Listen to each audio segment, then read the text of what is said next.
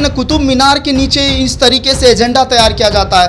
आप मथुरा में देखिए ईदगाह को लेकर बात कही जाती है। ये जो सवाल कर रहे हैं हिंदू संगठन के लोग, मैं उनसे हाथ जोड़कर अपील करना चाहता हूं कि ये चीज आप ना करें। पूजा स्थल नहीं हो सकता, भले ही चाहे वह मस्जिद हो, नमाज पढ़ी जा रही थी, एक बाबरी खो दिए बाबरी मस्जिद, दूसरा बाबरी मस्जिद नहीं खोएंगे हम, दूसरा ज्ञान बापी मस्जिद नहीं खोएंगे। और ओवैसी साहब बोलते हुए आते, बताइए ना मुसलमानों के लिए आवाज कौन उठाते हुए नजर आते?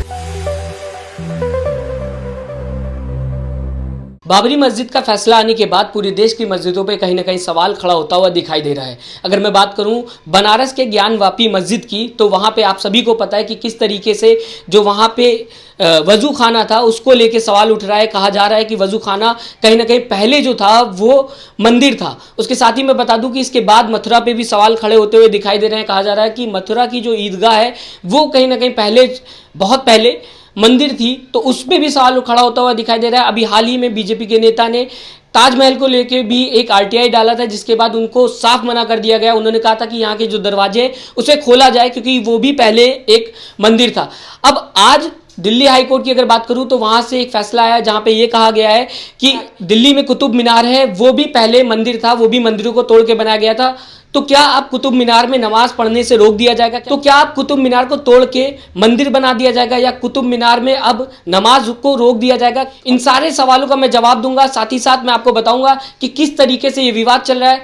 नमस्कार, आप देख रहे हैं सोशल न्यूज में आपके साथ मोहम्मद अकरम। आज जिस तरीके से कुतुब मीनार के ऊपर सवाल उठ रहे हैं, कहीं ना कहीं कहा जा रहा है, हिंदू पक्ष का ये कहना है ये 800 साल पहले मंदिर था और मंदिर को तोड़ के बनाया गया था, इसलिए अब कुतुब मीनार में पूजा की इजाजत दी जानी चाहिए। फिलहाल इसको लेके कोर्ट ने पूरी तरीके से फैसलों को सुरक्षित रखा है। कोर्ट ने कहा है कि नहीं, ऐसा नहीं किया जा सकता। और एएसआई की टीम ने भी बोला है कि वो जिस तरीके से 1947 के बाद उसको एक तरीके से टूरिस्ट प्लेस माना जाता है, पूरे देश विदेश से लोग आते हैं वहाँ पे लगातार, और एक तरीके से कुतुब मीनार को एक वैल्यू दी गई है, पूरे इंडिया में बाहर भी दी गई है। सबसे लंबी बिल्डिंग बताई जाती है। साथ ही साथ मैं आपको बता दूं कि उसकी जो ऊपर की 2 फ्लोर थी वो कई सालों पहले टूट गई थी, वहाँ पे प्लेन क्रैश हो गया था।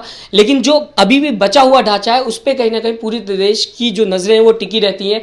ऐसे में क्या सच में वहाँ पे नमाज पढ़ने से रोक दिया जाएगा? ये बहुत बड़ा सवाल है। लेकिन मैं आपको बता दूं कि पहले अगर 2016 में वहाँ पे नमाज हो रही थी, वहाँ पे 5 से 10 लोग आते थे, नमाज वहाँ पे अदा करते थे। लेकिन अब हाल ही में 40 से 50 लोग लगातार जैसे नमाज होती गई, तो अब 40 से 50 लोगों की जो वहाँ पे लोग थे वो आने लगे थे, वो नमाज पढ़ने लगे थे। इस पर अब रोक लगा दी गई है। साफ कहा दिया गया है कि ना यहाँ पे पूजा हो सकती है और ना यहाँ पे नमाज पढ़ी जा सकती है। इन्हीं सारी चीज़ों को लेकर आज हमारे साथ जर्नलिस्ट सद्दाम करीमी हैं, उनसे बात करने की कोशिश करेंगे, क्योंकि उन्होंने विस्तार से इस टॉपिक पे रिसर्च की, उन्होंने पढ़ा इस खबर को, किस तरीके से ये खबर है। उनसे सबसे पहले ये जानने की कोशिश करेंगे कि इस तरीके से पूरे देश में ये हिंदू मुस्लिम विवाद हो रहा है, साथ ही साथ मंदिर मस्जिद विवाद हो रहा है। क्या आज की जर्नलिज्म सिर्फ मंदिर मस्जिद पे टिकी हुई है, कब्रिस्तान पे टिकी हुई है, चिकन पे टिकी हुई है, या हिजाब पे टिकी हुई है, लाउड स्पीकर पे टिकी हुई है, मस्जिद पे टिकी हुई है?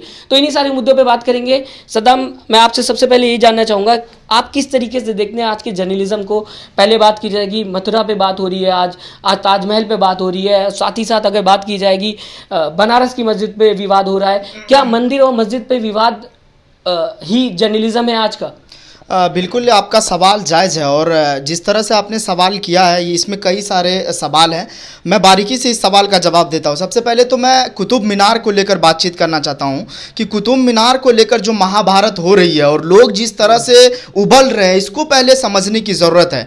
अगर 800 साल पहले वहाँ पर मस्जिद बनाई गई और उसके बाद सबसे पहली याचिका अगर 9 दिसंबर 2020 को हिंदू संगठन ने दाखिल किया था कि यहाँ मंदिर है, उसके बाद अगर इस तरीके से फैसला आ जाना, आपने खुद कहा कि इससे पहले 4 से 5 लोग वहां नमाज अदा करते थे, फिर 40 से 45 लोग हो गए, तो 13 मई को नमाज को बंद करवा दिया गया। लेकिन यह भी समझना बहुत ज़रूरी है कि अगर कुतुब मीनार एक धरोहर, विश्व धरोहर स्थल है, उसको आप चेंज नहीं कर सकते। उनका नाम ही एक बड़ा है। और अगर इस तरीके से आप सवाल करेंगे कि जामा मस्जिद के अंदर जो है मंदिर बना हुआ है, आप कभी कहेंगे कि ज्ञानवापी मस्जिद के अंदर मंदिर बना हुआ है, कभी कहेंगे कि आप फवारा है, फवारे के जगह आप कथित शिवलिंग है वहां पर। तो ये सब कहीं ना कहीं ये जो सवाल कर रहे हैं हिंदू संगठन के लोग, मैं उनसे हाथ जोड़कर अपील करना चाहता हूं कि ये चीज आप ना करें, नफरत का एजेंडा तैयार ना करें। आप हिंदू और ये जो है हिंदू मुस्लिम के नाम पर आप देश को ना बांटे, क्योंकि ये जो देश है ना, गंगा जमुना तहजीब है, इनको एक जो जिस तरह से देश एक सोने का चिड़िया कहा जाता है, उनको आप बरकरार रखिए। आप मंदिर मस्जिद कब्रिस्तान शमशान रमजान पाकिस्तान पे मत उलझाइए। और आप कभी ताजमहल को ताजो महल कहते हैं, अरे भाई वो ताजमहल है या ताजो महल है, मोहब्बत की निशानी को रहने दीजिए ना। काफी दूर से चलकर उनको देखने के लिए जाते हैं, आप उन पर इस तरह से लाछन लगाते हैं। आप कहते हैं कि उनके अंदर जितने भी कमरा है, कुछ जो 20-22 कमरे हैं, उसमें कहते हैं कि मंदिर है। आप बताइए। तो मैं बार कोर्ट ने तो इस पे फैसला कहीं ना कहीं सुनाया था ना, उन्होंने बोला था आप जाइए रिसर्च करके आइए, आप हिस्ट्री पढ़िए। तो कहीं ना कहीं हाई कोर्ट ने, लखनऊ हाई कोर्ट पे ये गया था फैसला, तो वहां से पूरी तरीके से उनको फटकार लगाई गई थी। बिल्कुल, कोर्ट का मैं स्वागतम योग फैसला है, उसका स्वागत करते हैं। उन्होंने जो फैसला दिया, उन्होंने कहा कि आप जाके पीएचडी कीजिए, आप रिसर्च कीजिए, इसके बारे में जानिए। लेकिन ज्ञान व्यापी में आज क्या हो रहा है, आज देख लीजिए ना, कुतुब मीनार के नीचे इस तरीके से एजेंडा तैयार किया जाता है। आप मथुरा में देखिए, ईदगाह को लेकर बात कही जाती है। तो कब तक आप मंदिर मस्जिद के नाम पर लोगों को उलझाएंगे? इसको बंद कीजिए। और देश ये संविधान से चलेगा, ये सबसे लोकतांत्रिक देश है, मजबूत देश है, और इसको लेकर ही आज हमें बात करने की ज़रूरत है। हमें बेरोजगारी पे बात करने की ज़रूरत है, हमें शिक्षा व्यवस्था पर बात करने की ज़रूरत है, हमें महंगाई को लेकर बात करने की ज़रूरत है। ना कि जिस तरह से जो मीडिया है, मैं उनको जो है सवर्ण मीडिया कहते हैं, और कई लोग कहते हैं, मैं क्या सभी लोग कहते हैं उसको, और मनुवादी मीडिया, गोदी मीडिया, कई तरह से नाम दिए गए। लेकिन अगर वो मीडिया ही इस तरह से सवाल खड़े करेंगे, मंदिर मस्जिद को ही लेकर इस मुद्दे को अगर आगे लेके आएंगे, तो देश में लोगों के जहन में यही बैठेगा, और वही इस बात को लेकर जो है लोग एक नफरत का एजेंडा तैयार होगा। तो ये भी कहा जा रहा है, अगर बात करें कुतुब मीनार को लेके, कहा जा रहा है 800 साल से पूजा नहीं हुई थी अगर, तो अब पूजा नहीं होनी चाहिए। और साथ ही साथ जो वहाँ की धरोहर है उसको बरकरार रखने के लिए एएसआई भी कह रही है कि नहीं, हम इसकी इजाज़त नहीं देंगे। और एएसआई से ये भी कहा गया है कि कई ऐसी चीज़ें हैं, कई ऐसी जगहें हैं जहाँ पे एएसआई के संरक्षण में पूजा हो रही है, तो जब वहाँ पे हो सकती है तो यहाँ पे क्यों नहीं। तो ये काफ़ी ऐसी चीज़ें हैं जिसको लेके कॉम्प्लिकेशन पैदा होते हुए दिखाई दे रही है। बिल्कुल सही कह रहे हैं। देखिए, एएसआई ने जिस तरीके से जांच किया है, वो कह रहे हैं कि अगर वहाँ पर इससे पहले अगर मंदिर है तो 800 साल अगर पुराने अगर वहाँ पर पूजा स्थल हो रहा था, तो वो अभी नहीं हो सकता। पूजा स्थल एक विश्व धरोहर नहीं हो सकता जहां पर लोग सिर्फ कुतुब मीनार, एक मतलब जिसका जिक्र मैं पहले भी कर चुका हूं, तो उसको लोग देखने के लिए आते, जैसे ताजमहल को देखने के लिए आते, तो वहां पूजा स्थल नहीं हो सकता। भले ही चाहे वह मस्जिद हो, नमाज पढ़ी जा रही थी, और अब कह रहे हैं कि मंदिर है वहां पर। तो एएसआई ने तो साफ कर दिया है कि इससे पहले अगर 2016 के बाद भी नमाज अगर पढ़ी गई, और 19 दिसंबर 2020 में जब पहली याचिका डाली गई थी, तो उस पर मना किया गया था। 13 मई को नमाज को बंद करवा दिया गया। तो मुस्लिम पक्ष के जो लोग हैं, जो इमाम साहब है शेर मोहम्मद ने कहा है कि हमें नमाज पढ़ने की इजाज़त दी जानी चाहिए। अब कोर्ट का क्या रुख होता है, इस पर तो हमारी पैनी नज़र रहेगी। लेकिन जिस तरह से मतलब उप मुख्यमंत्री केशव प्रसाद मौर्य हैं, वो खुद इससे पहले देखिए ना लोगों को भड़काते हुए नजर आते हैं। वो कहते हैं कि जो है अयोध्या काशी भव मंदिर जारी है, मथुरा बाकी है।